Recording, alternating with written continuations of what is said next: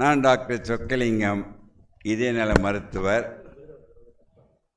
இன்றுடன் சொக்கலிங்கத்திற்கு 80 வயது ஆகி 81வது வயது வரை 60 வருடம் கடந்து 61வது வருடம் என் பணியை தொங்கும் நன்னாளில் உங்கள் முன்பு இருப்பதே மிக்க மகிழ்ச்சி, பெருமை. ஒரு சமத்துவம் பற்றி ரொம்ப அருமையாக பேசினாங்க, ரொம்ப மகிழ்ச்சி. சமத்துவத்தை ஒரே லைனில் சொன்னேன்னா, நான் என்பதை தவிர்த்து நமக்கு என்று ஆகிவிட்டால் சமத்துவமாகிவிடும். நான் கற்றது அனைத்தும் ஒவ்வொருவரும் தான் கடைப்பிடிக்க வேண்டும், கற்றதை நாம் கற்பிக்க வேண்டும். அதுதான் வாழ்க்கையின் குறிக்கோள். நான் கற்றதை கடைப்பிடிப்பதால் தான் இந்த சொக்கலிங்கம் இதுவரை நான் ஒரு மாத்திரை கூட சாப்பிட்டதில்லை. உடனே நீங்கள் சாப்பிட்ற மாதிரி நிறுத்திடாதீங்க, உங்கள் டாக்டர் ஆலோசனைப்படி கேட்கணும். சில கேள்வி, சில கருத்து, சில நிமிடங்கள் முடித்து விடுவேன். இந்த அரங்கத்தில் இருப்பவர்கள் எவருக்கெல்லாம் பிரச்சனை இருக்கின்றது என்று நினைக்கின்றீர்களோ அவர்கள் அனைவரும் கையை தூக்க வேண்டும். சொக்கலிங்கம் முதல்ல தூக்கிறம்பா. எவரெல்லாம் கையை தூக்கவில்லையோ அவர்கள் எல்லாம் மனிதர்களே இல்லை என்று நான் கூற விரும்புகின்றேன். மனிதனாக பிறந்து வாழ்ந்து இருக்கின்ற வரை, இறக்கும் வரை அந்த மனிதனுக்கு பிரச்சனையற்று இருக்க முடியாது. உண்மையில் பிரச்சனை தான் வாழ வைக்கின்றது.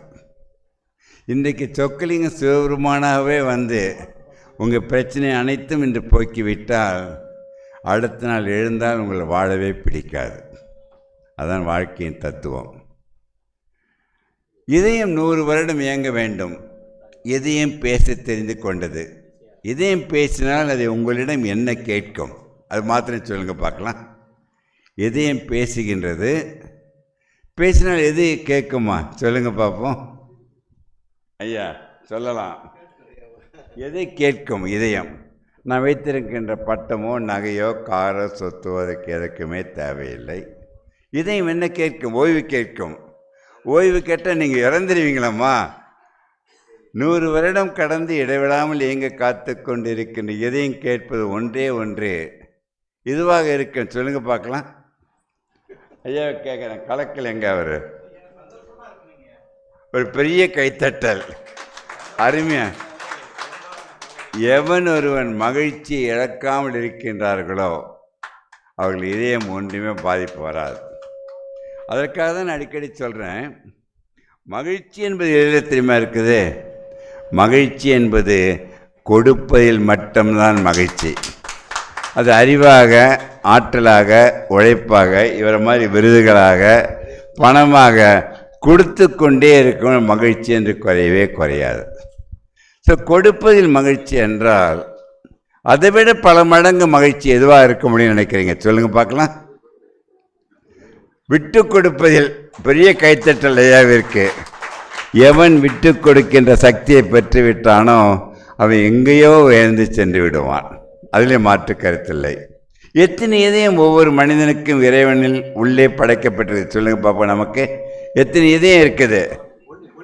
ஒன்றே ஒன்று. என்ன லோகநாதன்? ஒவ்வொருவருக்கும் கிடைத்திருக்கின்ற இதயம் 3. ஒன்று நீங்கள் சொல்லுகின்ற இதயம், 2வது 3வது இதயம் உங்கள் கண்டக்கால் தசைகள், லெஃப்ட் லெக், ரைட் லெக். அந்த கண்டக்கால் தசைக்கிக் கொண்டிருக்கும் பொழுதுதான் காலில் இருக்கின்ற ரத்தம் பம்ப் பண்ணி இந்த இதயத்திற்கு போய் உங்கள் இதயம். ஆனால் படுக்கும் பொழுது கிராவிட்டியில் போயிடும், அது ஒன்றும் கவலைப்பட வேண்டாம். ஸோ ஞாபகம் வைத்துக் கொள்ளுங்கள், மனிதன் is meant to be kinetic. All that, நிற்கிறது, நடக்கிறது, ஓர் எதுவாக இருக்கலாம். நான் சில கருத்துக்களை சொல்லி கேள்வியும் கேட்கின்றேன். சொர்க்கம் நரகம் உண்மையா பொய்யா? உண்மை என்பவர்கள் மட்டும் கையை தூக்குங்கள். சொர்க்கம் நரகம் என்பது ஒரு பொய்யான சொல். இப்போ சொக்கலிங்கம் பேசுகிறேன், நீங்கள் ரசித்து கொண்டிருந்து மகிழ்ச்சியுடன் இருந்தால் நீங்கள் சொர்க்கத்தில் இருக்கின்றீர்கள். சொக்கலிங்க பேச்சு பிடிக்கவில்லை என்றால் அந்த நொடியில் நீங்கள் நரகத்தில் இருக்கின்றீர்கள். சொர்க்கமோ நரகமோ இறந்த பிறகு இல்லை, இருக்கின்ற நொடியில் நீ வாழ்கின்ற தன்மையை பொறுத்திருப்பது என்பதை புரிந்து கொள்ள வேண்டும். நான் சொல்லுகின்ற கருத்து அனைத்தும் 100 வருடம் சொக்கலிங்கத்திடம் மாட்டிக்கொள்ளக்கூடாது என்பதற்காகத்தான் சொல்லிக் கொண்டிருக்கின்றேன். 2 விஷுவலை மாத்திரையும் காட்டிட்டு என் உரையை மடிக்கிறேன். முடித்தவுடன் ஒரே ஒரு கேள்வி மட்டும் நீங்கள் கேள்வி கேட்கலாம். மேடைக்கு முன்பு மேடையில் இருக்கவங்க ஒரு கேள்வி கேட்கலாம். இது என்ன பார்க்குறீங்க இந்த ஸ்லைடில்? இதை பாருங்கள். 0 சிகப்பு, மஞ்சள், பச்சைன்றது கடைசி. 0 to 10 உங்கள் மகிழ்ச்சியின் கோடை நான் காட்டுகின்றேன். என்ன லோகநாதன், கோபால், புரியுதுங்களா? ஓகே. நீங்கள் எந்த மகிழ்ச்சியில் இருக்கீங்க? நீங்கள் கையை தூக்கி நம்பரை சொன்னப்போ நான் புரிஞ்சுப்பேன். 0, 1, 10 எந்த மகிழ்ச்சியில் இருக்கீங்க? கையை தூக்கி சொல்லுங்கள் பார்க்கலாம். ஒவ்வொருத்தர் உண்மையை சொல்லணும். ரேஸ் கையை தூக்கி சொல்லுங்கள் நம்பரை. 0ன்னா மகிழ்ச்சியே இல்லை, 10ன்னா மகிழ்ச்சி அதிகமாக இருக்குது. இதில் இருக்கீங்க எல்லாரும் சொல்லுங்கள். நீங்கள் இல்லை எதில் இருக்கீங்கன்னு கேட்குறேன். இது துப்பாக்கியில் சுட போகிறேன்னு நினச்சிக்க போகிறாங்க. வாட்ஸ்அப் நீங்கள் சொல்லுங்கள் லோகநாதன், சொல்லுங்கள்.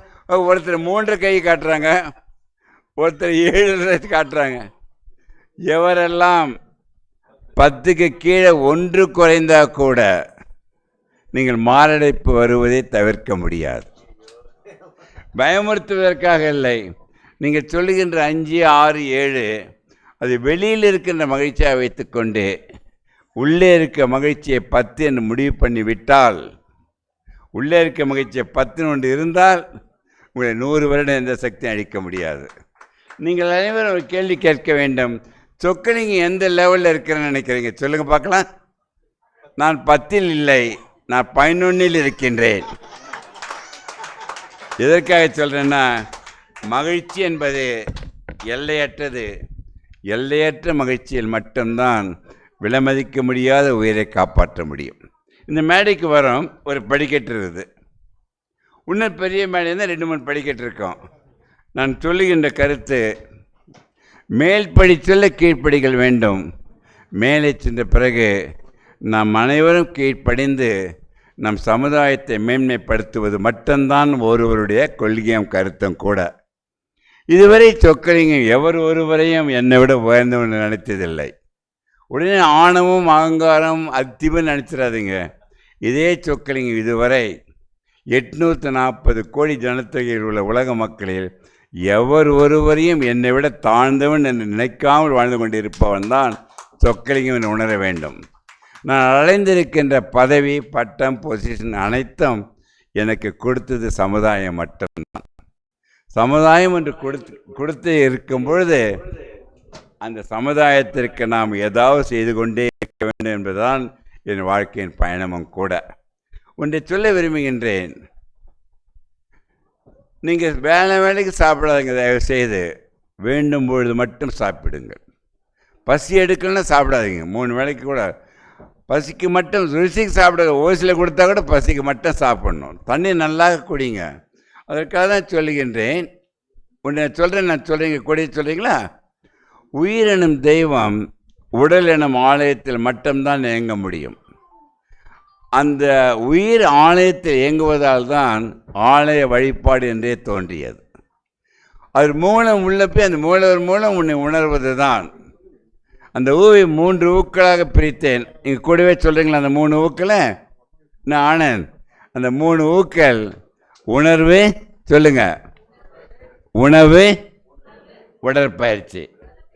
இந்த 3 ஊக்களை 3 மந்திரங்களாக 60 வருடமாக உலக மக்களை சொல்லிக் கொண்டிருக்கின்றேன். நீங்கள் கரெக்டாக சொல்கிறீங்களா? எண்ணுகின்ற எண்ணம் சீராக, உண்ணுகின்ற உணவு சீராக, சீரான உடற்பயிற்சி. ஸோ வெற்றி அடைவது மகிழ்ச்சி அல்ல, மகிழ்ச்சியுடன் இருப்பது தான் வெற்றி என்று உணர்ந்துவிட்டால் உங்களை எந்த சக்தியும் அழிக்க முடியாது. கோபாலன் லோகநாதனுடைய சக்தியை பார்த்து வேந்திருக்கின்றேன். எப்படி இப்படி பண்ணிகிட்ருக்கீங்கன்ட்டு உங்கள் அனைவருக்கும் எங்கள் சார்பில் உங்களுக்கு வாழ்த்துக்கள் நான் சொல்கிறேன். கோபால் லோகநாதன். எதற்காக நான் சொல்ல வருகின்றேன்? ஞாபகம் வைத்துக் கொள்ளுங்கள். இப்பொழுது தயவுசெய்து உலக மக்கள் அனைவரும் please avoid hurry worry curry to get buried என்று சொல்கின்றேன். உடற்பயிற்சி இன்றியாமல் ஆக்கிக்கொள்ளணும். இன்றும் நான் 9ஆம் மாடியில் இதயத்துறையில் தலைவராக இருக்கின்றேன். இந்த 9 மாடி செல்வதற்கு சொக்கலிங்கம் இன்று வரை ஒரு முறை கூட லிஃப்டை பயன்படுத்தியது கிடையாது. படிக்கட்டில் தான் ஏறி செல்கின்றேன். நம்ம கோபாலுக்கு தெரியும், புதுசாக லிஃப்ட் வேண்டாம் சரவணன் சார் லிஃப்ட்டில் வாங்கலேன்னா, ஏன்பா தொந்தரவு பண்ணுறேன்னு கேட்டேன். லிஃப்ட்டில் வாங்க சார், மேலே சீக்கிரம் போயிடலாமேன்னா. மேலே சீக்கிரம் போகக்கூடாதுன்றதான் உடற்பயிற்சி இன்றியமையால் ஆக்கி கொண்டேன். ஒன்று வைத்துக் கொள்ளுங்கள். இதை பாருங்கள், இத்துடன் நான் முடிக்க விரும்புகின்றேன். இதை பார்த்தீங்களா, இது கையில் ஒரு பாயிண்டர் வச்சுங்க கோபால். இந்த பாயிண்டர், இந்த முனை என்பது கருவறை, இந்த முனை என்பது கல்லறை. மனிதன் அமைதியாக இருப்பது கருவறையிலும் கல்லறையிலும் மட்டும்தான். இடையில் இருக்கின்ற கோடு தான் வாழ்க்கை. அந்த வாழ்க்கை என்பது நம் கையில், நம்பிக்கையில், தன்னம்பிக்கையில், மூட நம்பிக்கை அற்று நான் சொன்ன 3 மந்திரங்களை அமைதியுடன் மகிழ்ச்சியுடன் கடைப்பிடிக்க ஆரம்பித்து விட்டால், தயவுசெய்து கவனியுங்கள், இந்த இடைவெளி என்ற கோட்டை, இதை பாருங்கள் கோபால், இதை நாம் கூட்டிக் கொண்டே போக முடியும். இல்லை சொக்கலிங்க நான் பேச்சை கேட்க மாட்டேன்னு சொன்னால் குறைத்து கொண்டே 20 வயதில் மகிழ்ச்சியுடன் இறந்து விடுங்கள். இரண்டும் உங்கள் கையில் தான் இருக்கின்றது. அதான் சொல்லுகின்றேன் என் உறவினர்கள் அனைவருக்குமே. இதை பாருங்களேன், இந்த ஸ்டைலில் என்ன பார்க்குறீங்க, டக்குன்னு சொல்லணும், தூரத்தில் இருக்கவங்க கூட. பிளாக் டாட்,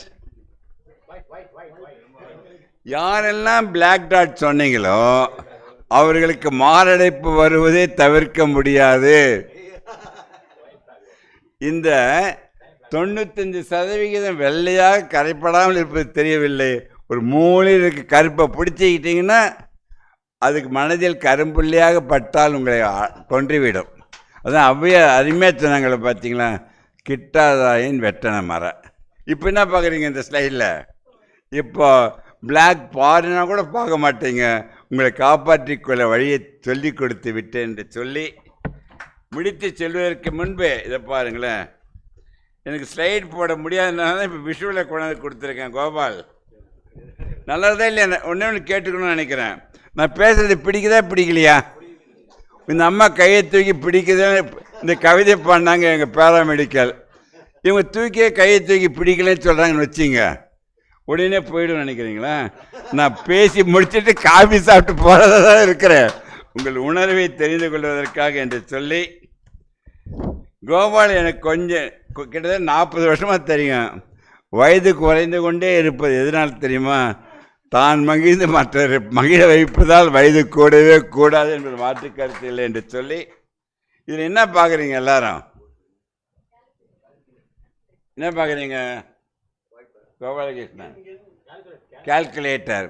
வாழ்க்கை ஒரு தத்துவம். நான் சொல்கிறேன், கூடவே சொல்கிறீங்களா? நல்லதை கூட்டி கெட்டதை கழித்து அறிவை பெருக்கி நேரத்தை சீராக வகுத்து சமநிலையில் வாழ கற்றுக்கொண்டால் உங்களை 100 வருடம் எந்த சக்தியும் அழிக்க முடியாது. இந்த வாழ்க்கையின் கணக்கே நீங்கள் புரிந்து கொண்டால் போதும். நீங்கள் சாப்பிட்டுட்டு இருக்கீங்க, ஒரு புறை ஏறிடுது. சாப்பிடும்பொழுது என்ன பண்ணுவீங்க? பக்கத்தில் இருந்தீங்கன்னா தலையில் தட்டுங்கள், அவர்கள் இறந்து விடுவார்கள். அதான் மாமியார் மருமகள் இருக்கிற இடத்துல இந்த ரகசியத்தை சொல்கிறதே கிடையாது. நான் பொறையேறியவுடன் குனியை வைத்து முதுகில் தட்ட வேண்டும். பொறையேறினா ஒரு வசனம் சொல்லுவாங்களே, என்ன வசனம் மேடம்? எவரும் உங்களை நினைக்க தயாராக இல்லை மேடம். அதை புரிந்து கொள்ளுங்கள். 70-80 வயதான பிறகு இன்று சாப்பிடும்போது எதாவது நினைத்து சாப்பிடும் பொழுது பொறையேறிவிட்டால் அதை உங்களை கொன்றுவிடும். கவனம் சாப்பாட்டில் மட்டும், அதில் மாற்று கருத்து இல்லை. 7 நிமிடத்தில் படுத்தவுடன் தூங்க வேண்டும். 7 மணி நேரம் குறைஞ்சி தூங்கணும். இதுவரை 60 வருடமாக சொக்கலிங்கம் ஒரு நோயாளிக்கு கூட தூக்க மாத்திரை கொடுத்ததில்லை. தூங்குவதற்கு வழி சொல்லி கொடுக்கின்றேன். என் பேஷண்ட்லாம் வந்து கோபால் தூக்கமே வரலன்னு சொல்லி என்கிட்ட கஷ்டமாக சொல்கிறாங்க. நான் அவங்கள்ட்ட சொல்கிறேன், கடவுள் என்னையே சோதிக்கின்றார். தூங்குவதற்கு நேரம் கொடுக்காமல் என்று தூங்க வேண்டும். ஒருத்தன் கேட்டான், ஒரு பெண்மணி, ஒரு ஸ்டூடெண்ட்டு, எங்கள் அப்பா 14 மணி நேரம் தூங்குறாங்களே, நல்லதா டாக்டர்னு கேட்டான். 7 மணிக்கு குறைவாகலாம், 10 மணி நேரத்துக்கு அதிகமாக தூங்கினாலும் அவங்களுக்கு மாரடைப்பு வந்துடும். நான் வைத்துக் கொள்ளுங்கள், நீங்கள் சாப்பிடும் பொழுது எப்பொழுதும் முழு வயிறு சாப்பிடாதீர்கள். அரை வயிறு சாப்பாடு, 1/4 வயிறு குடிக்கின்ற தண்ணீர், 1/4 வயிறு காலியாக இருக்க வேண்டும். சாப்பிட்டோன்னே பசின்னு ஒன்று இருந்துக்கிட்டே இருந்தால் உங்களை எந்த சக்தியும் அடிக்க. அது நைட் தூங்குறதுக்குமே 3 மணி நேரத்துக்கு வந்து சாப்பிட்டு முடிச்சிடணும். இதுக்கு டயட் ஷீட் கொடுத்தவன் மனைவி வந்து என்கிட்ட சண்டை போடுறாங்க, மேடம் ஏன் கணவனுக்கு எடுத்துட்டேன், என்னம்மான்னு சொன்னேன். 1/4 வயிறு அரை வயிறு சாப்பாடு, 1/4 தண்ணின்ட்டு தமிழில் போட்டிருந்தேன். அவன் எதையோ புரிஞ்சு அதை குடிக்க ஆரம்பிச்சுட்டு அதுலேருந்து அது பேசுகிறத கூட விட்டுட்டேன். சாப்பிட்டவுடன் உடற்பயிற்சி செய்யக்கூடாது. ஞாபகம் வைத்துக் கொள்ளுங்கள். இது அனைத்தும் நீங்கள் கடைப்பிடிக்க ஆரம்பித்து விட்டால் இங்கே இருப்பவர்கள் அனைவருடைய 100வது பிறந்த நாளை சொக்கலிங்கம் தலைமை தாங்கி நடத்த முடியும் என்று கூறி விடைபெறுவதற்கு முன்பு அரங்கத்திலிருந்து ஒரு கேள்வி, மேடையிலிருந்து கேள்வி, அதற்குள்ளே நிறைய கால் வந்துக்கிட்டே நான் போயிடணும். இத்துடன் நான் இந்த வருடம் 7 நாடுகளுக்கு சென்று வந்தேன். கம்போடியாவுக்கு இப்போ தான் போயிட்டு வந்தேன். இன்னும் 3 நாடுகளுக்கு இந்த மாதத்திற்குள் போகிறேன். எங்கே போகிறேன்னா, ஆஸ்திரேலியா போகிறேன், Kuala Lumpur Malaysia and south Korea தான் மறுதடவை போகிறேன். பட் எல்லா மேடையில் பேசிய மகிழ்ச்சியை விட இங்கே லோகநாதன் கோபால் அமைத்த இந்த மேடையில் உறவினர்கள் பேசுகின்ற மகிழ்ச்சி சொக்கலிங்கத்திற்கு பல மடங்கு என்று பதிவு செய்து அனைவரும் ஒரு நிமிடம் எழுந்து நிற்க வேண்டும். நிற்ப சொல்ல வேண்டும் என்பதற்கு காரணம் அதற்கு ஒன்று, அமர்விலிருந்து நிற்கும்போது ஒரு புத்துணர்ச்சி வந்துடும். ப்ளஸ் யாரும் தூங்க மாட்டாங்கன்றதுக்காக நிற்க சொல்கிறேன். இந்த அருமையான மேடைக்கு கொடுத்த லோகநாதனும் அருமையாக நடத்தி கொண்டுள்ள கோபால் மனைவி, குழந்தைகளுக்கு நாம் கைத்தட்டி மகிழ்ச்சியுடன் வாழ்த்து சொல்ல வேண்டும். இந்த அழைப்பை ஏற்றி இவ்வளோ பேர் வந்திருக்கீங்களே. என் கேமரா எங்கள் தம்பி பாப்பா, என்னுடைய என் ஃபோன் எங்கே ஃபோன் வந்துக்கிட்டு இருக்கட்டும், ஒரு நிமிஷம் அதில் பரவாயில்ல. இதை பாருங்க.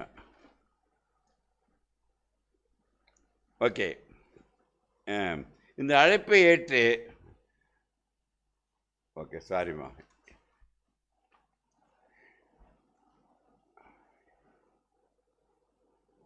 சாரி,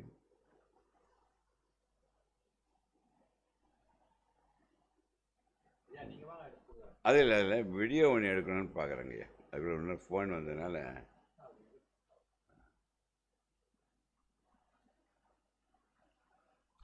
காலில் இருக்கும்போது வீடியோ எடுக்க முடியாதான். அதில் ஒன்றும் இல்லை, ஒரே நிமிடம் ஐயா. நான் எப்படி முடிச்சாச்சுங்க, ஒன்றும் கவலைப்படலாம். இந்த அழைப்பை ஏற்று நீங்கள் அனைவரும் இப்படி வந்திருக்கீங்களே, அதுக்கு நீங்களே ஒரு முறை கையை தட்டி மகிழ்ச்சியை தெரிவித்துக் கொள்ளுங்கள். சொக்கலிங்கம் பேச்சு பிடித்திருந்தால் கையை தட்டுங்கள், இல்லாவிடில் அமர்ந்து விடுங்கள் என்று சொல்லி உட்காருங்க. அதையும் சொக்கலிங்கம் விவரமாக வீடியோ எடுத்துக்கிட்டேன் என்னுடைய மெமரிக்காக. உட்காருங்க. உங்களை எப்பொழுதாவது நான் கைத்தட்டுன்னு சொன்னேன்னா, கைத்தட்டுகிற ரகசியத்தை சொல்லுகின்றேன். உள்ளங்கையில் எல்லா உறுப்புகளும் பதிவாயிருக்கின்றன. பதிவான உறுப்புகள் கைத்தட்டும் பொழுது அக்குப்ரெஷரால் தூண்டப்பட்ட உணர்வு மூளைக்கு சென்று அனைத்து உறுப்புகள் 100 வருடம் கடந்து இயங்க வைக்கின்ற சக்தி நீங்கள் பலமாக கைத்தட்டுவதால் மட்டும்தான் உண்டு என்று பதிவு செய்து ஒரு கேள்வி கேட்கணும்னு நினைக்கிறேன். லோகநாதன், நீங்கள் கைத்தட்டி இது சொக்கலிங்க பேச்சுக்கா உங்கள் உடல்நலத்திற்காகவா? உடல்நலத்திற்காக. எவன் ஒருவன் மற்றவரை சிரிக்க வைக்கின்ற சக்தியை பெறுகின்றானோ அவன் மனிதன் அல்ல, மாமனிதன் அல்ல, அவன் தெய்வமாகவே மாறிவிடுவான். மாற்று கருத்தில் என்ற கேள்வி ஒரு கேள்வியை அரங்கத்திலிருந்து எடுத்துக்கொள்கிறேன். யாராவது ஒரு கேள்வி கேட்க வேண்டும். கேள்வி கேட்குற மாதிரி யோசிக்கக்கூடாது. எஸ், பேரை சொல்லிட்டு ஒரு கேள்வி சொல்லுங்க. ஐயா. பாண்டியன் தான் அதிகமாக கூப்பிட்டு வந்தார் லோகநாதன், ரொம்ப நன்றி பாண்டியன். எஸ், அடுத்தது மேடையில் 1-2 கேள்வி வேணும்னா கேட்கலாம். கோபாலகிருஷ்ணன் நீங்களே கேட்கலாம். பட் நீங்களே கேட்ட கேள்விக்கு நான் பதில் சொல்ல முடியுமா தெரியாது. சொல்லுங்க பாண்டியன். ஐயா, மகிழ்ச்சியாக இருந்தால் ரொம்ப நாள் வாழலாம்னு சொல்கிறீங்க. அப்போ பிரச்சனையெல்லாம் என்ன பண்ணுறது? சூப்பர். ஒரே ஒரு கேள்வி பாண்டியன். பிரச்சனை ஒன்று இருக்குது, அருமையான பிரச்சனை ஒன்று இருக்குது. இன்னிலேருந்து கவலைப்படு பாண்டியன். கவலைப்படும் பொழுது உனக்கு ஹார்ட் அட்டாக் வரும். சொக்கலிங்க வந்து உங்களை காப்பாற்றுறேன். அப்போ பிரச்சனை போயிடுமா? நான் கேட்கின்ற கேள்வி மட்டும் சொல்ல வேண்டும். பிரச்சனை ஒன்று உண்டு. கவலைப்படுவதால் பிரச்சனை போகுமா போகாதா? போகாதில்ல. அப்போ ஏன் கவலைப்படுறீங்க? புரியுதுங்களா? பிரச்சனையை கண்டுபிடித்து அதை போக்குவதற்கு முயற்சி பண்ணுவது தான் உன் வெற்றி. பிரச்சனை போன பிறகு நான் மகிழ்ச்சியாக இருக்கணும்னா அதற்குள் நீ போய் சேர்ந்து விடுவாய். ஸோ பிரச்சனையற்ற மனிதன் அல்ல, அந்த பிரச்சனையில் வாழ கற்றுக்கொள்வது மட்டும்தான் உன் சக்தி. புரியுங்களாங்க? நீ கடவுளை கும்பிட்றீங்க வச்சுங்க, உங்கள் பிரச்சனை அனைத்தும் கும்பிடுகின்ற கடவுள் மீது போட்டுவிட்டு ஒரு நிமிடம் மௌனமாக அமர்ந்து கடவுள் சக்தியை உள்ளே வாங்கி அந்த நிலையிலும் மகிழ்ச்சியுடன் இருக்க கற்றுக்கொண்டால் உன்னை எந்த சக்தியும் அழிக்க முடியாது. Very good. ஒய்ஃபு பிரச்சனை பண்ணுறாங்கல்ல, அது கேள்விப்பட்டு தான் கோபால் இப்பொழுது 40% அமெரிக்காவில் கல்யாணம் பண்ணிக்க மாட்டேன்றாங்க. குழந்தைகள் பிரச்சனையை சொல்லி 30% குழந்தைகளை பெற்றுக்க மாட்டேன்றாங்க. உடனே நாங்கள் ஆராய்ச்சி பண்ணோம். திருமணமாகாதவர்கள், குழந்தை பெற்றுக்கொள்ளாதவர்கள் 3 மடங்கு அவங்ககிட்ட ஹார்ட் அட்டாக் வருது. நீங்கள் கணவன் மனைவியாரு சண்டை போடுவது பேசக்கட்டோ பரவாயில்ல, சண்டை போடும்போது பேசுகிறீங்களா, அந்த சண்டையாவது போட்டு கொண்டிருங்கள், அது உங்கள் மகிழ்ச்சியை கொடுக்கன்னு மாற்று கருத்தில்லை. அதான் அடிக்கடி சொல்கிறேன். திருமணம் ஆகும்போது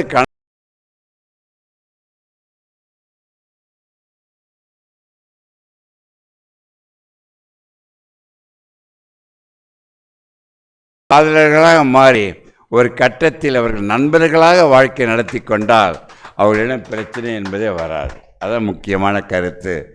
எஸ், உணவு முறையில் அப்படிதான் மேடையில் இருந்து சொல்லுங்க ஐயா. எஸ், நீங்கள் கேட்குறியம்மா?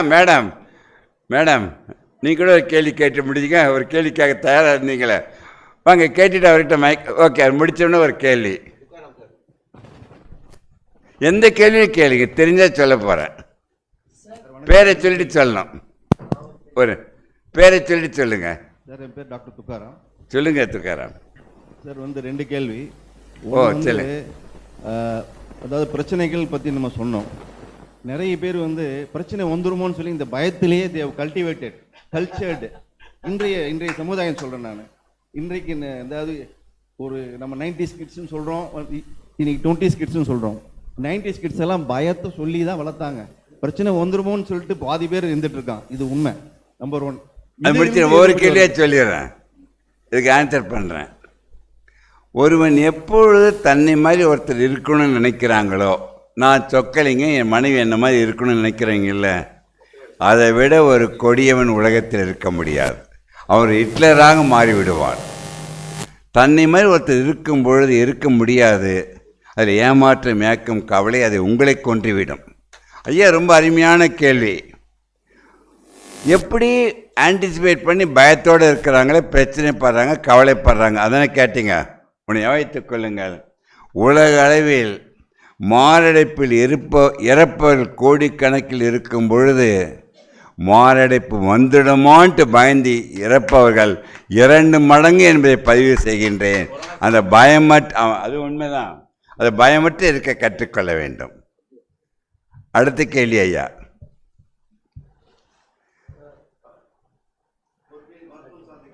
ஆமாம், ஒன்று மைக் ஒர்க் பண்ணுதா இல்லையாம்மா? சொல்லுங்க ஐயா. பொதுவான கேள்வி ஒன்று சொல்லுங்க. இந்த நம்ம கொரோனா பேண்டமிக்கில் நம்ம நிறைய பார்த்தோம். ஆமாம், எல்லாருக்குமே மாரடைப்பு வருவதற்கான சதவீதம் அதிகமாக இருக்குன்னு சொல்கிறாங்களே, மருத்துவ ரீதியாக அது உண்மையா? இது பெரிய கைத்தட்டல் என் சகோதரருக்கு. கோவிட் வந்த பொழுது நிறைய இறந்தாங்க. கோவிட் வேக்சின் போட்டு நிறைய பேர் இறக்குறாங்க. கோவிடுக்கும் கோவிட் வேக்சினுக்கும் ஹார்ட் அட்டாக்குக்கும் எந்த சம்பந்தமும் இல்லை. ஆனால் அந்த கோவிட் டைமில் நிறைய உயிரிழப்புகள், பணம் போயிடுச்சு, வேலை போயிடுச்சு, எல்லாமே மாறிடுச்சுல்ல. அந்த மன வலியை, அந்த கவலையை மனதில் ஏற்றிக்கொள்ள முடியாதனால் ரத்தம் உறைந்து மாரடைப்பு வருவதை தவிர கோவிட்னாலோ வேக்சினாலோ கிடையாது என்பதை பதிவு செய்கின்றேன். அருமையான கேள்விங்க ஐயா, நன்றி. எஸ் சொல்லுங்க ஐயா, வாங்க டக்குன்னு முடிச்சுட்டு ஒரு பரவாயில்ல 2-3 கேள்வி கேட்கலாம் வரலாதான். ஐயா வணக்கம் ஐயா. பேர் என்னங்க ஐயா? என் பேர் சவுந்தரராஜன் ஐயா. சொல்லுங்கள் சவுந்தரராஜன். நான் ஒரு 6 வருடங்களுக்கு முன்னே என்னுடைய ஆஞ்சியோ ஒன்று பண்ணியிருக்கேன், ஸ்டெண்டு வச்சுருக்கேன். அவங்க என்ன சொல்கிறாங்க, சில பேர் சொல்கிறாங்க ஸ்டெண்டு வச்சாச்சுன்னா ஒரு 6-7 வருஷத்துக்கு அப்புறம் திருப்பி ஒரு தடவை பண்ண வேண்டியிருக்கும் அப்படிங்கிற மாதிரி சொல்கிறாங்க. அது உண்மையா பொய்யா? அதை பற்றி ஒரு விளக்கம் ஐயா. ஒரு ரெக்கார்டெல்லாம் கொண்டாந்துருங்க, நான் பார்த்துக்கிறேன். உங்களுக்கு எவ்வளோ வயது? எனக்கு வயது 57 ஆகுங்க. 57. நீ 100 வருடம் வரை இந்த ஸ்டெண்ட்டை தவிர மாற்ற வேண்டிய அவசியமே கிடையாது. நான் சொன்ன 3 மந்திரங்களை கடைப்பிடிக்க தவறிவிட்டால் ஸ்டென்ட்டோ பைபாஸ் சர்ஜரியோ வேல்வ் ரீப்ளேஸ் பண்ணால் கூட இந்த மந்திரங்கள் கடைப்பிடிக்காது இருக்கும்பொழுது மறுபடியும் அடைப்புகள் வந்து கொண்டே இருக்கும். நீ போட்ட ஸ்டென்ட் 40 வருஷம் வேலை செய்யும். 7 வருஷத்தில் மாற்றினங்க சொன்னால் டாக்டருக்கும் புரியல, உங்களுக்கும் புரியல. உண்மையில் சொல்கின்றேன், தமிழ்நாட்டில் எல்லா கார்டியாலஜிஸ்ட் டாக்டருங்களும் தான் ஹார்ட் அட்டாக்கு. 25% மாணவர்கள் என்னுடைய பேஷண்ட்டாக இருந்துகிட்டு இருக்காங்க. இதுவரை சொக்கலிங்கத்துக்கு பேஷண்ட்டாக நானே ஆனதில்லை. ஏனெனில் அவர் கற்றுக் கொடுக்கின்றேன், கடைப்பிடிக்க தவறிவிட்டார்கள். உங்களுக்கு ஹார்ட் அட்டாக் வந்தது, ஸ்டென்ட்டு போட்டது, அனைத்துக்கு கடவுளுக்கு நன்றியை கூறி இன்றிலிருந்து வாழ்க்கை முறையை அமைத்தால். இப்போ பார்த்தீங்கன்னா டெய்லி 6 கிலோமீட்டர் டெய்லி வாக்கிங் போகிறேன், யோகா பண்ணுறேன். ஸோ உணவு முறை நீங்கள் சொல்கிற மாதிரி அதெல்லாம் சரி. மாற்றிக்கிட்டு இந்த மகிழ்ச்சியில் எதில் இருந்தீங்கன்னு காட்டினீங்க. நீங்கள் 1லேருந்து 0லேருந்து 10 எதில் இருந்தீங்க? நான் இது காத்துல என்ன அதுக்கு அதனுடைய விளக்கம் எனக்கு தெரியாதனால நம்பர் காமிக்கல. நம்பர் இப்போ எனக்கு புரிஞ்சுது 10ன்னு சொல்லிட்டு. இப்போ 10ல் இருக்கீங்க, அது போதும். இது 3ம் பழகடிச்சிங்கன்னா எதுவே குறிப்பிட்ட காலத்தில் உங்களுக்கு மருந்தே தேவை இருக்காது. நன்றிங்க. பட் மகிழ்ச்சி மட்டும் இருக்கக்கூடாது. ஐயா கடைசியாக இருக்காது. எஸ் தம்பி, அடுத்து நீ வர ஒரு நிமிஷம் அது முடிச்சுட்டு வந்துடுறேன். ஐயா வணக்கம். எனக்கு ஒரு கடந்த 10 வருஷத்துக்கு முன்னால் ஆஞ்சியோ பண்ணியிருக்குது. நான் இப்போ பாட்டு பாடிக்கிறேன், உச்சஸ்தாதியில் பாடலாமா? ரொம்ப அருமையான கேள்வி. நீங்கள் எல்லாம் பண்ணலாம். அந்த பாடுவதை மன மகிழ்ச்சியுடன் பாட வேண்டும். ஏன் தெரியுமா இந்த கருத்தை சொல்கிறேன்? ரொம்ப மகிழ்ச்சியாக பண்ணி அந்த மகிழ்ச்சி ஒரு அதிர்ச்சியாக ஆகும் பொழுது ஹார்ட் அட்டாக் வர வாய்ப்புண்டு. நீங்கள் செய்வதை மகிழ்ச்சியுடன் செய்தால் நீங்கள் இசை எங்களை மகிழ்ச்சி கொடுக்கும், இசை பாடுறவங்களுக்கு மகிழ்ச்சியை கொடுக்கும். நீங்கள் கவலையே பட வேண்டாம், தொடர்ந்து அதை செய்ய வேண்டும். உங்களுக்கு கிடைத்த ஒரு வலிமையான சக்தி. ஆனால் ஓவர் மகிழ்ச்சி என்பது அதிர்ச்சியாக மாறும் பொழுது ஹார்ட் அட்டாக் வர. ஒரு 45 வருஷத்துக்கு முந்தைய என் கிளினிக் எதற்கு ஒரு ஆட்டோ டிரைவர், 32 வயசு, ரொம்ப ஸ்மார்ட்டாக இருப்பார், அருமையான எந்த பழக்கம் கிடையாது. 6 மணிக்கு அங்கே ஒய்ஃப் அந்த ஆட்டோ டிரைவர் கணவன்கிட்ட சொல்கிறாரு, நமக்கு 15 லட்சம் லாட்டரி டிக்கெட் விழுந்ததுன்னு சீட்டை காட்டுறாரு. அந்த அதிர்ச்சி தாங்காமல் மாரடைப்பு என் எதிரில் இருக்கும்பொழுது கூட அவரை காப்பாற்ற முடியவில்லை, அவர் இறந்து விட்டார். ஸோ எந்த நிலையும் சமநிலையில் வாழ கற்றுக்கொண்டு எதுலேயும் உணர்ச்சி வசப்படாமல், நகைச்சுவை நடிகர்கள் எல்லாம் உங்களுக்கு தெரியும், சந்திரபாபுலேருந்து இப்போ இருக்க வரைக்கும் எல்லாரும் என்னுடைய பேஷண்ட், இன்க்ளூடிங் விவேக். அவர்கள் அனைவருக்கும் மற்றவர்களை சிரிக்க வைக்கின்ற தெரியை தவிர தான் மகிழ்ச்சி இழந்து செய்வதால் தான் இறக்கின்றார்கள். அதுவும் கூடாது என்பதில் மாற்று கருத்து இல்லைங்க ஐயா. தன்னை காப்பாற்றுகின்ற சக்தி நம்மிடம் இருக்கின்றது. வாழ்த்துக்கள் ஐயா. வேறு என்ன கேள்விகள்? வா தம்பி, இவருக்கு தம்பி கொடுங்க. அடுத்தது மேடையில் இருக்க ஒரு 2 கேள்வி அத்தனை கிளம்பினேன். சொல்லுங்கள் தம்பி. நீ தான் கேள்வி கேட்கணுமாமா? மேடம் சொல்லுங்க. கோபால் சொல்லுங்க. சரி, தெரியும். இந்த ஸ்டேஜ் ஃபியர் கண்டுபிடிச்சிட்டுல, இனிமேல் ஒரு 60 வருஷம் சொக்கலிங்க மயக்க பிடிச்சாவே நடுங்குவேன்.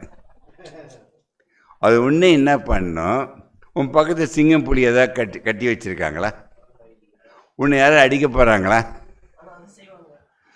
அப்பா அம்மா செய்து ரொம்ப நல்ல அப்படியில் அருமையான பையன்.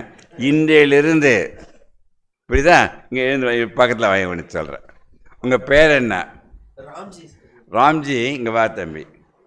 ரொம்ப அக்கறை காட்டி காட்டி அம்மா அப்பா என்ன பண்ணிட்டாங்கன்னா அவருக்கு கொடுக்கிற ஃப்ரீடம் கொடுக்கவில்லை. அது ஞாபகத்துக் கொள்ளுங்கள். இன்றையிலிருந்து ஒன்று சொல்லட்டும் ராம்ஜி, என்னை விட அறிவாளி, என்னை விட சக்தி ராம்ஜிக்கு உண்டு என்பதில் மாற்று கருத்து இல்லை. இப்போ ஒரு நிமிஷம் இதிலே வச்சு ஒன்று பேச. நான் பேசுறது உங்களுக்கு பிடிச்சத கொஞ்சம் ஒரு 2 மினிட்ஸ் பேச. அங்கிள் பேசுகிற பேச்சை பற்றி சொல்லி. சரி, ஹலோ, எல்லாரும் நல்லா இருக்கீங்களா? நல்லா இருக்கும். சரி, வேலை எல்லாருக்கும் இருக்குல்ல? வேலை தப்பு இல்லாமல் செஞ்சுருவீங்கல்ல? எந்த பயமும் இல்லைல்ல உங்களுக்கெல்லாம்? நீங்கள் எதை நினச்சி பயப்படுறீங்க உங்கள் லொக்காலிட்டியில்? நிறைய வேலை செய்கிறவங்களா? அவங்கள ஜெயிக்கணும்னா என்ன பண்ணணும்? ட்ரை பண்ணுறது ஒரு சொல்கிறது தான். செய்யறதுக்கு என்ன செய்யணும்? அது அடிப்படையில் அதை நேர்மையில் வர வைக்கணும்னா என்ன பண்ணணும்? அர்ப்பணிப்பு, கடின உழைப்புன்னு சொல்லியிருக்காரு. அதை எவ்வளோ நாளில் அதை செய்ய முடியும்னு நினைக்கிறீங்க? நீங்கள் மெயினாக யார் ரோல் மாடலாக வச்சுருக்கீங்க எல்லாரும் பொதுவாக? சரி, உங்கள் ரோல் மாடலை க்ளோஸாக வாட்ச் பண்ணிக்கிட்டே இருங்க. அவங்க தான் உங்களுக்கு வழி காட்டுவாங்க. ஏன்னா சார்லாம் கலைஞர் ரோல் மாடலை வச்சுக்கிட்டு அவங்கள சொந்தக்காரங்களாகவே இருந்திருக்க அவரை மாதிரி ஆகணும்னு கலைஞரை ஃபேமிலியில் ஒருத்தர் ஆக முடியலனாலும் அட்லீஸ்ட் ஒரு ஃபேனில் ஒருத்தராவது ஆகணும்னு நீங்கள். அஜித், விஜய் எவ்வளோ நல்ல பேர் இருக்காங்க. சார் ஹலோ சிட்டி மாதிரி பெரிய பெரிய கம்பெனிகள்லாம் நடத்திக்கிட்டே இருக்காங்க. அவருக்கு தொடர்ந்து சப்போர்ட் பண்ணுங்கள். நான் அப்புறம் வந்து பேசுகிறேன். ஓகேவா? Thank you sir. பாரு, இவர் பேசுவதற்கு நடுக்குன்னு சொன்னார், என்னை விட அருமையாக பேசிட்டு போனார். அவருக்கு பெரிய கைத்தட்டல். ரொம்ப இதுதான் சக்தி. ஸோ நீ உன்னை தாழ்த்தி கொள்ளக்கூடாது. ரொம்ப அருமையானதுமா. அவ்வளோதான். அடுத்த வாட்டி என்ன பேசவே கூப்பிட மாட்டாங்க, அவரை தான் எல்லாம் பேச கூப்பிட போகிறாங்க. நன்றி, வாழ்த்துக்கள் தம்பி. எஸ், மேலே இருப்பவங்க ஒரு கேள்வி 2 கேள்வி கேளுங்க ஐயா. இதை வச்சுக்கலாமா தெரியல. வாங்க.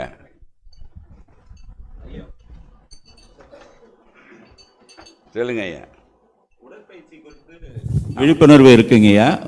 பொதுவான உணவு முறைகள், அது இதயத்திற்கு மட்டுமல்ல உடல் நலத்திற்கு எதை சேர்க்க வேண்டும் அதிகம், எதை கண்டிப்பாக நீக்க வேண்டும், ஒரு வழிகாட்டுதலா, பொதுவான வழிகாட்டு. ஒரே நிமிடத்தில் சொல்கிறேன். நீங்கள் எதெல்லாம் ரொம்ப பிடிச்சி சாப்பிட்றீங்களோ அதை தவிர்த்து விடுங்க. எப்படி சொல்ல அப்படி சொல்ல, எதை வேண்டுமென்றாலும் சாப்பிடுங்கள், வேண்டிய அளவு சாப்பிடுங்கள். சாப்பிட்டது கம்ப்ளீட்டாக ஜீரணான பிறகு தான் அடுத்தது சாப்பிடணும், தவிர போட்டுக்கிட்டே இருக்கக்கூடாது. சாப்பிட்ட பிறகு பசி இருக்க வேண்டும். அரிசி எவ்வளோ தூரம் கெடுதலோ அதே அளவு கெடுதல் கோதுமையும்.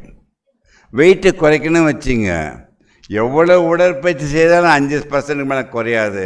சாப்பிடுகின்ற உணவில் குறைப்பதால் மட்டும்தான் வெயிட்டு குறையும். இப்போ சாப்பிட அரிசி கோதுமை கட் பண்ணிவிட்டு காய்கறி பழங்கள் நல்லா சாப்பிட்ணும். அரை வயிறு காய்கறி பழங்கள், அரை தட்டு, 1/4 தட்டு கார்போஹைட்ரேட், 1/4 தட்டு புரோட்டீன், தண்ணி நன்றாக குடிக்க வேண்டும். சால்ட்டு 3 கிராமுக்கு மேலே சாப்பிடக்கூடாது. ஆயில் ரொம்ப கம்மியாக சாப்பிட்டு, அதுக்கு தான் சொல்லணும், ஆயிலை குறைத்து உங்கள் ஆயிலை கூட்டிக் கொள்ளுகின்ற சக்தி அது குறைக்கும் பொழுது. இன்னும் ஆயில் மொத்தமே சாப்பிடாத இருக்கக்கூடாது, அதையும் சாப்பிட்டீங்கன்னா போதும் ஐயா. லோகநாதன் ஒரு கேளுங்க ஐயா. சரி, இங்கே மேலே இருக்க ஆளுக்கு ஒரு கேள்வி கேட்டுருவோம் வாங்க, அப்போ தான் பெட்டர். கோபால் மனைவியும் ஒரு கேள்வி கேட்கணும். வாங்க, சொல்லுங்க ஐயா. ஒரு ரகசியம் சொல்லுங்க ஐயா. நான் கடந்த ஒரு 45 வருடம் தினம் ஒரு ஆப்பிள் சாப்பிட்றேன். அதோட ரகசியம் இதுதான். முடியே இது வரைக்கும் ஒரு ட்ராப் முடி கூட உதிராது எனக்கு. இந்த முடியை திறந்து விட்டால் இது வரைக்கும் வரும். தினம் ஒரு ஆப்பிள் சாப்பிட்றேன். I am a footballer. நான் இப்போ அபவ் 50க்கு விளையாடுறேன். பட் அப்போல்லாம் நம்ம ஓடி போய் வந்தால் விளையாடுறேன். அந்த மாதிரி விளையாடுற நேரத்தில் லேசாக அங்கே ஒரு டிச் வருது. அது எதனால்? ஆமாம், இதுக்கு என்ன பண்ணுவோம்னா ஒரு முறை மட்டும் செக்கப் பண்ணிவிடுங்க. அதுக்கப்புறம் 10 வருடத்துக்கு ஒரு முறை வந்தால் போதும். அதுக்கு இது பண்ணால் போதும், ஒன்றுமே இல்லை. ஒரு தடவை பார்த்துக்கலாம், ஒன்றும் கவலைப்பட வேண்டாங்க ஐயா. எஸ் லோகநாதன். கோபால், நீங்களும் ஒரு கேள்வி கேட்கணும். கோபாலுடைய மனைவியும் வரணும். இப்படி வாம்மா, இப்படி வா. அவங்க தான் எல்லாத்தையும் இயக்கிக்கிட்டு இருக்காங்க. எனக்கு தெரியும். வாங்க கோபால், வாமா. நீ அவங்ககிட்ட கொடுத்துட்ட, நீ அவங்ககிட்ட கொடுத்து நீ முடிச்சிட்டு இருக்கியே. சொல்லுங்க விளங்க. யங்ஸ்டருக்கும் வந்து இப்போ வந்து ஹார்ட் அட்டாக் வருது. ஆமாங்க, அது எதனால? ரொம்ப அருமையான கேள்வி. பெரிய கைத்தட்டல் லோகநாதனுக்கு. 20 வயதிலிருந்து 30 வயது ஆண்கள் பெண்கள் இந்தியாவில் மட்டும் 90 பேர் இறக்கின்றார்கள். அனைத்தும் சம்பாதிக்கிறான். மாதம் 5 லட்சம் 6 லட்சம் 8 லட்சம் எல்லா வசதியும் பெற்றுட்டான். உள்ளே இருக்கின்ற அமைதியை இழக்கும் பொழுது மாரடைப்பில் இறப்பதை தவிர்க்கவே முடியாது. அதான் அடிக்கடி சொன்னேன், ஒன்றுக்கு அப்புறம் எவ்வளோ பூஜ்யம் சேர்த்துக்கிட்டே இருங்க. அந்த பூஜ்யங்களுக்கு மதிப்பு அந்த ஒன்று என்று ஒன்று இருக்கும் பொழுது தான் பூஜ்யங்களுக்கு மதிப்பு. உன்னை இழந்து பூஜ்யங்களை சேர்க்காது. செய்கின்ற தொழிலை தெய்வமாக நினைங்க. ஒர்க் இஸ் ஒர்ஷிப் நினைக்க வேண்டும். We must know how to balance work and life. அப்படி இருந்துட்டிங்கன்னா ஒன்றுமே கவலைப்பட வேண்டாம். அதை பாரமாக சுமையாக சுமக்கும் பொழுது உங்களுக்கு எந்த வியாதியும் வர வாய்ப்புண்டு.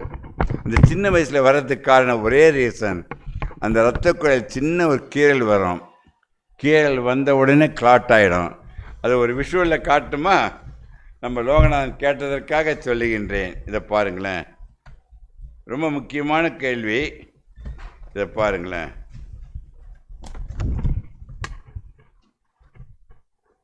கையில் வச்சு ஒரே நிமிடம் அப்படிங்க. ஸ்லைடு இல்லாதனால இப்படி வச்சுட்ருக்கேங்க. எல்லா இடத்துலையும் கிடைக்கலன்னா இது பண்ணலாம்னு நினைக்கிறேன். எல்லாம் யூஸ்ஃபுல்லாக இருந்தால் லோகநாதன் வச்சுருக்கீங்க. ஏன்னா அப்போ தான் ஈஸியாக நீங்கள் கேட்ட கேள்வி எனக்கு தெரியாதுல்ல. இதை பாருங்கள், இதுதான் இதயம்.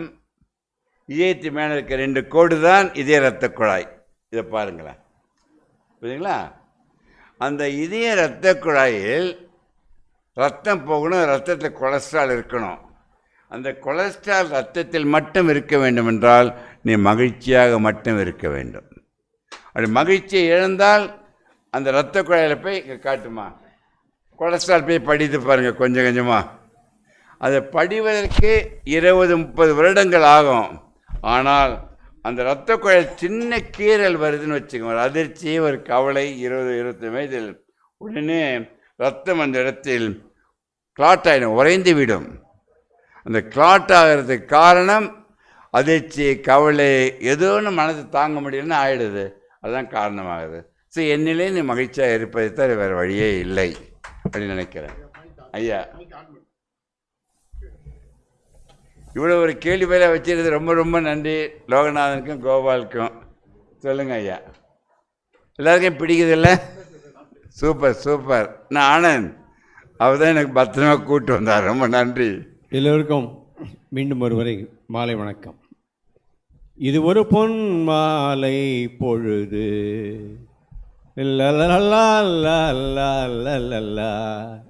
ஏன்னா டாக்டர் சொக்கலிங்கம் அவர்கள் வருகையாலே இந்த மாலை பொழுது ஒரு பொன் மாலையாக மாறிவிட்டதென்றால் அது மிகையாகாது. பெரிய ஒரு கரகோஷன் தாராளமாக நீங்கள் கொடுக்கலாம்.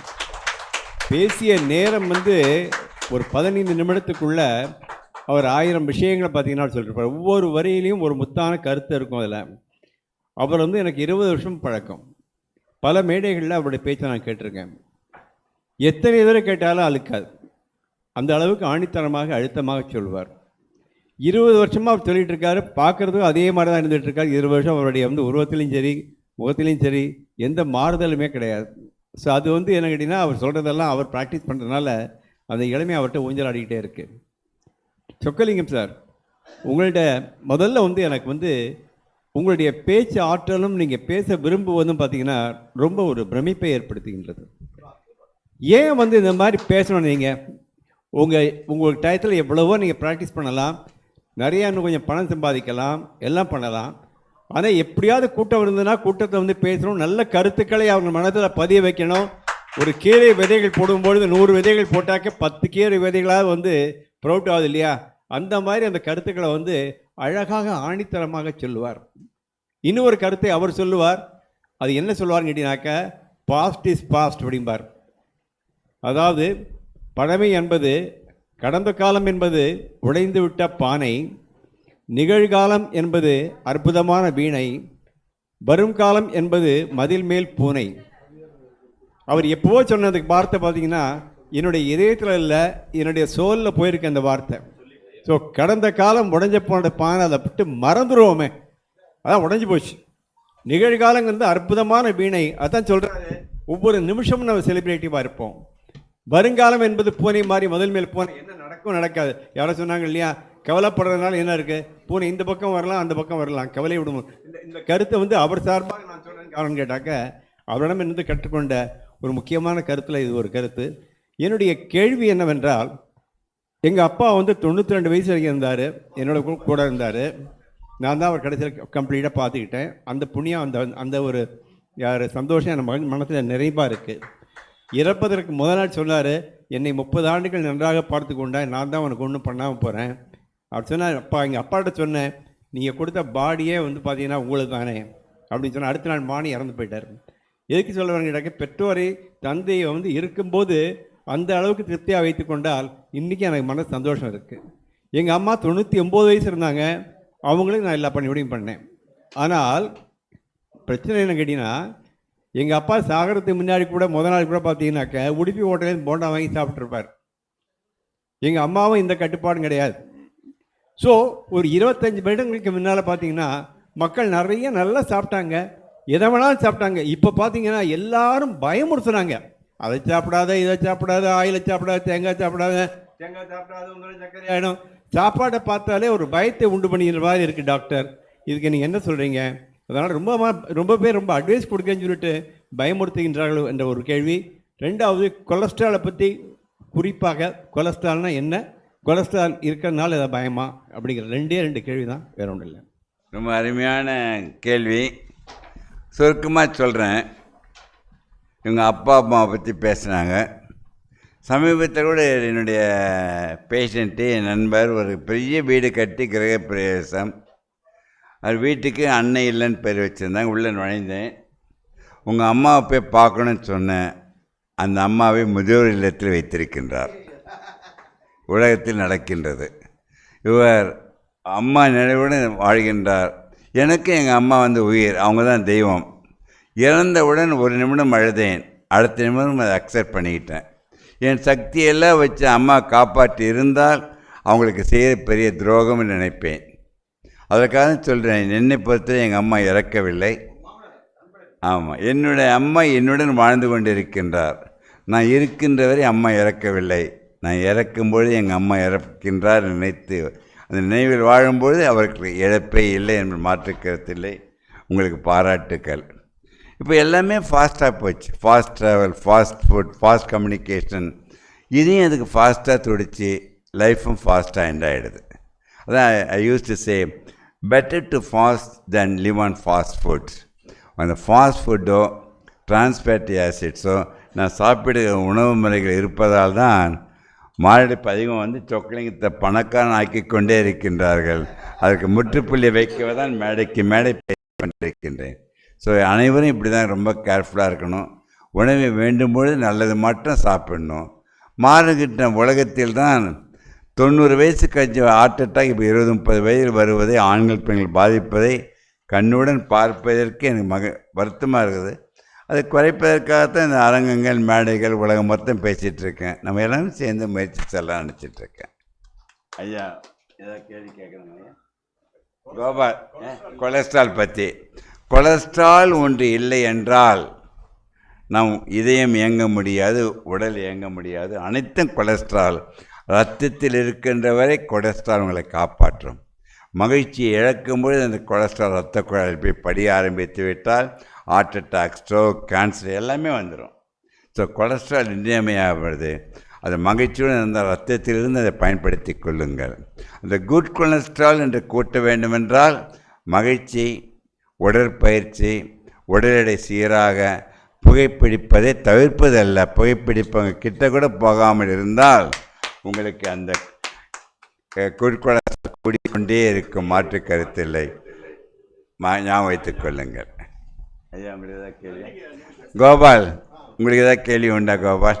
சொல்லிட்டு நீம்மா நீங்கள் வாங்க, அப்படியே போய் உட்காந்துட்டு டக்குன்னு போய் வாங்க வாங்க வாங்க உட்கார் வந்து சொல்லுமா. ஸ்டென்ட்டு போட்டதுன்னு சொன்னார். இல்லையா? ஆமாம்மா. அதுக்கு ப்ரைவேட்டில் தான் போடணுமா இல்லை கவர்மெண்ட் ஹாஸ்பிட்டலில் போட்டாலும் நல்லா? ரொம்ப அருமையான கேள்வி. நான் இப்போ தான் டைரக்டர் போஸ்ட் ரிட்டையர் 25 வருஷம் ஆயிடுச்சு. எதெல்லாம் ப்ரைவேட்டில் பண்ணுறாங்களோ அனைத்து வசதிகளும் கவர்மெண்ட் ஹாஸ்பிட்டலில் இருக்குதுமா. பட் நான் சொல்கிறது போட்டுக்கலாமா இல்லையான்றது கடைப்பிடித்தால் போடவே வேணாம், அதுக்காகவே கவலைப்படுறீங்க. அதான் முக்கியமானது. வாழ்த்துக்கள். உங்கள் குடும்பமே செய்து பண்ணிகிட்டு இருக்குது என்னுடைய மகிழ்ச்சி. வாழ்த்துக்கள்மா. நன்றிம்மா, நன்றி. வாழ்த்துக்கள். வாழ்த்தி விடைபெறுகின்றேன். நன்றி, வணக்கம்.